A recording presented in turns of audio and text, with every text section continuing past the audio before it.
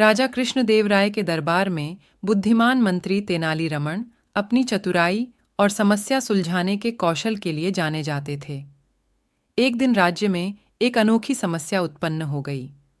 राजमहल में एक बिल्ली ने निवास कर लिया था, लेकिन उसने दूध पीने से इनकार कर दिया। इससे अदालत में हर कोई हैरान रह गया। स्थिति से चिंतित राजा ने तेनालीरामन को बुलाया और कहा, तेनाली, हमारे महल में एक बिल्ली है जो दूध नहीं पीती। हमें इस असामान्य समस्या का समाधान खोजना होगा। तेनालीरामन ने चमकते हुए तुरंत चुनौती को समझ लिया। उन्होंने उत्तर दिया, महाराज, मैं इस मामले का ध्यान रखूंगा। तेनाली महल की रसोई में गए और रसोइयों से एक विशेष मिश्रण तैयार करने को कहा, जो दूध जैसा हो लेकिन पूरी तरह से अलग हो। उन्होंने दूध या सफ़ेद तरल बनाने के लिए थोड़े से सफ़ेद रंग में पानी मिलाया। फिर वह इस नकली दूध को बिल्ली के पास ले गया। प्रसन्न भाव से उसने कहा, प्रिय बिल्ली, मैं तुम्हारे लिए ताज़ा दूध लाया हूँ, कृपया इसका आनंद उठाओ।